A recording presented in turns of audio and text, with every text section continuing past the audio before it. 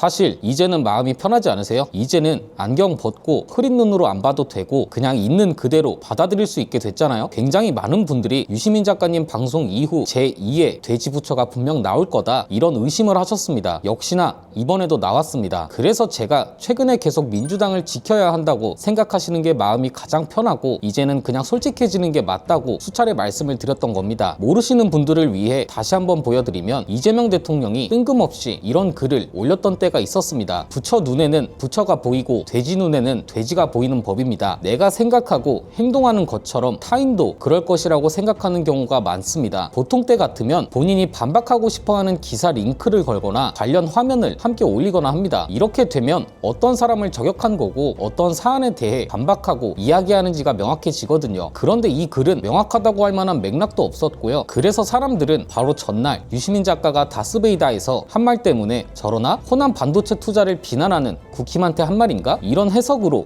또 싸우게 된 거죠. 이런 게 쌓이고 쌓여서 윤석열은 듣기평가, 이재명은 독해평가 이런 말이 돌기 시작한 겁니다. 왜냐면 이런 게 한두 번이 아니거든요. 그런데 이번에도 마찬가지로 우연이라고 보기 어려운 타이밍에 이재명 대통령은 또 어떤 글을 올렸다? 이겁니다. 유죄의 증거는 무죄의 증거보다 훨씬 더 엄격한 증거 능력과 신빙성을 갖춰야 한다. 범죄의 증명은 합리적 의심의 여지가 없을 정도여야 하고 의심스러울 때는 피고인의 이익으로 판단하여야 한다. 10사람의 범인을 놓치더라도 단 한 명의 억울한 사람이 처벌받게 해서는 안 된다. 이 말을 인용하면서 형사소송법 배울 때 가장 먼저 가르치는 가장 초보적이고 중요한 원칙이다. 이런 말을 덧붙입니다. 여기까지 보면 별 문제 없어 보이죠? 그런데 리트윗한 게시글의 작성자가 누구? 이건태입니다. 이건태를 단순히 공치모 의원으로만 알고 계시는 분들이 있는데요. 유시민 작가님을 열심히 까는 사람 중 하나고요. 이번 매블쇼 발언을 가지고도 뭐라 했냐? 근거도 논리도 없는 개인 망상, 필연적으로 실패할 것은 유시민 정치다. 이런 말이나 하고 있습니다. 유시민 작가님이 지금 정치인인가요? 개인적으로 이건 굉장히 어리석고 가치 없는 글이라고 보기 때문에 굳이 전체를 인용해드리지는 않겠습니다. 그런데 이 문장은 한마디 하고 넘어가겠습니다. 이재명 정부의 실패를 입에 올린 사람이 유시민 작가라는 사실이 더 충격입니다. 이런 말을 했던데 이건태 의원님 제발 국회의원이면 맥락을 파악해보려는 노력이라도 좀 하시고요. 실패의 방향으로 가고 있는데도 실패를 입에 올리지 못하면 그런 걸 흔히 왕정정치, 군주제라고 하는 겁니다. 그리고 이러한 상황에도 실패를 입에 올리지 못하는 사람을 흔히 간신이라고 하고요. 아무리 내가 사랑하고 존경하는 사람이라도 실패에 대해 경고할 수 있다면 그런 사람을 충신이라고 합니다. 이건태라는 이름 기억하겠습니다. 여기서 끝나는 게 아닙니다. 오늘 아침 국무회의에선 이런 말씀도 하셨습니다. 이건 영상으로 짧게 보고 오겠습니다.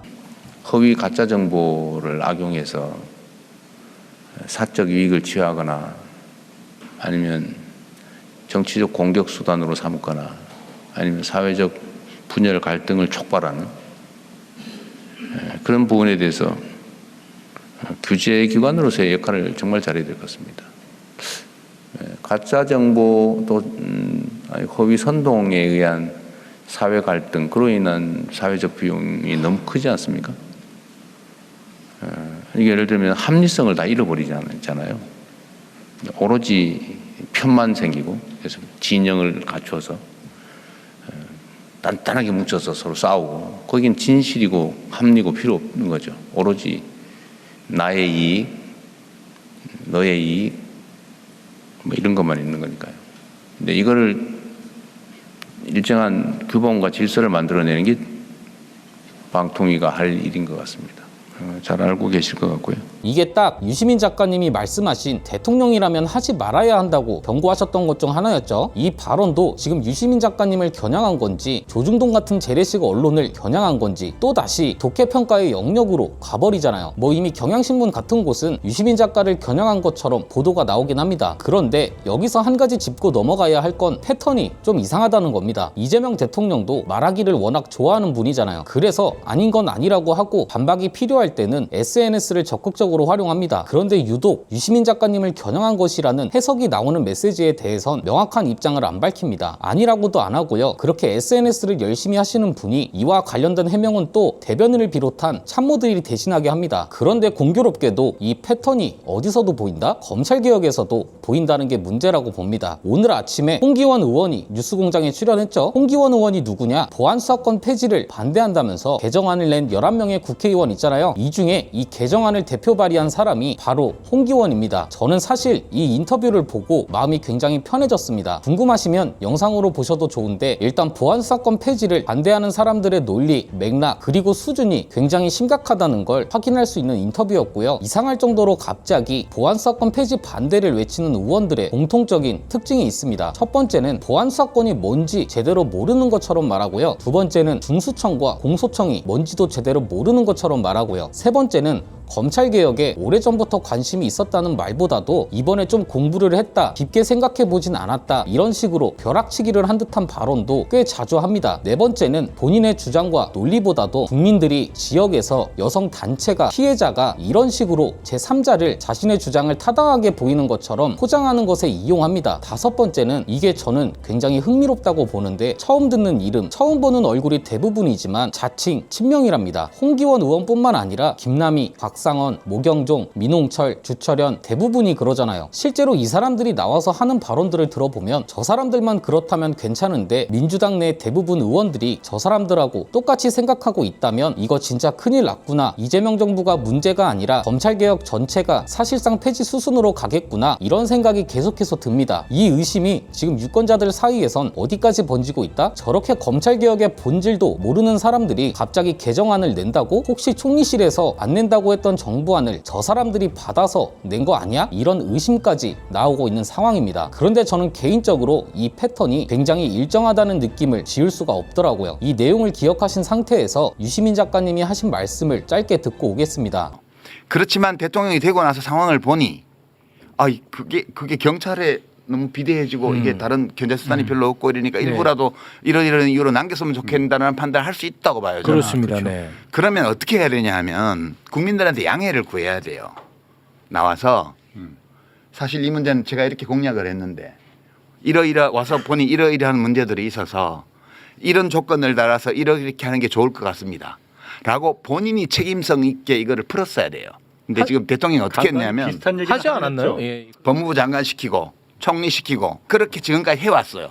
대통령은 마키아벨리적으로 이 문제를 처리해서요. 욕먹을 일은 밑에 사람을 시켜라. 이게 막 군주론에 나오는 얘기잖아요. 그다음에 인기를 얻을 일은 내가 해라.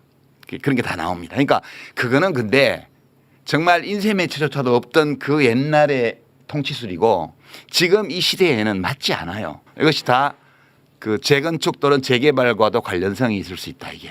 저는 그렇게 봐요. 왜 제가 패턴이 일정해 보인다고 느꼈는지 이해가 좀 되시나요? 그런데 여기서 자칭 친명을 내세우는 의원들이 착각하는 게 검찰개혁 하나만 가지고 우리가 의심을 하는 게 아니잖아요. 검찰개혁은 오히려 설마 검찰개혁까지 이상하게 끌고 가겠어? 최근까지도 이렇게 믿고 있었습니다. 그런데 이 검찰개혁까지 본격적으로 의심하게 된 계기가 총리실 검찰개혁 추진단이 이상할 정도로 정부안 제출을 미루고 결국은 정부안을 안 내겠다고 선언해버리고 차라리 국회에 넘어온 게 잘 된 것 같다고 생각하던 찰나에 한병도 원내대표가 청와대에 갔다 왔다는 소문이 도는 것과 동시에 보안수사권 폐지에 반대한다는 의원들이 대놓고 활기를 치고 이 흐름을 왜 계속 무시하는 건지 모르겠고요. 일단 지금 굉장히 안 좋은 방향으로 가기 시작한 지가 꽤 오래된 것 같고 이제는 이걸 인정해야 하고 현실을 직시할 때다 이 말씀을 꼭 드리고 싶습니다. 그래서 최근에 계속 민주당을 지켜야 한다고 말씀드린 거고 이제는 솔직해져야 한다고 말씀드렸던 겁니다. 그런데 유시민 작가님도 그렇고 저도 그렇고 왜 대통령과 정부 그리고 그 옆에 붙은 의원들이 저렇게 무리한 방향으로 가기로 마음먹은 건지 도대체 왜 그런 건지를 유추할 수 없다는 게 저는 굉장히 중요하다고 보거든요.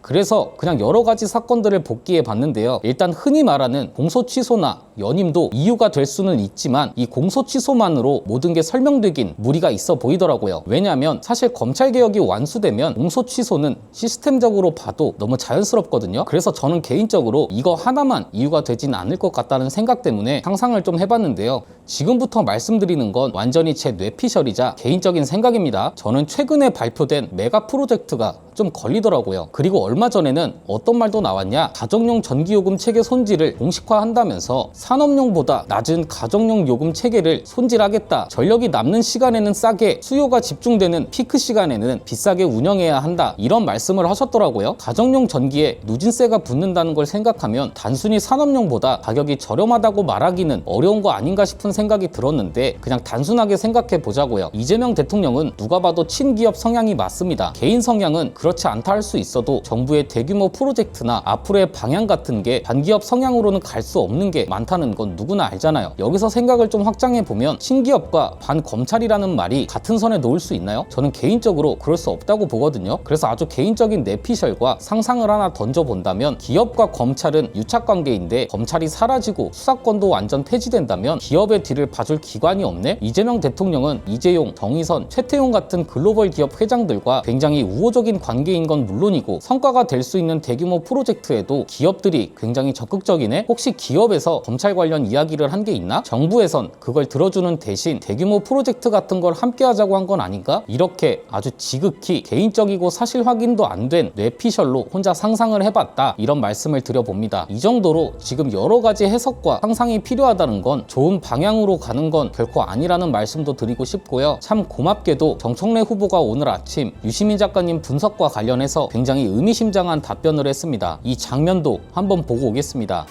검찰개혁을 실패하면 총선도 상당히 어려워진다, 이렇게 생각하고 있습니다. 네. 유시민 작가가 이재명 대통령이 검사 기소와 수사를 분리하는 것을 원치 않아서 지금 있다라고 얘기했는데 그에 대해서 어떻게 생각하시는지. 노코멘트 하겠습니다. 오늘의 한마디는 이해찬 전 대표님의 말씀을 빌리겠습니다. 의석을 주신 국민의 뜻을 우선해야 합니다. 나 자신의 생각보다 당과 정부, 국가와 국민의 뜻을 먼저 고려해야 합니다. 오늘 내용은 여기까지입니다. 유익하셨다면 구독과 좋아요로 영상 제작에 힘을 주시면 감사드리겠습니다. 저는 내일 다시 찾아뵙도록 하겠습니다. 감사합니다.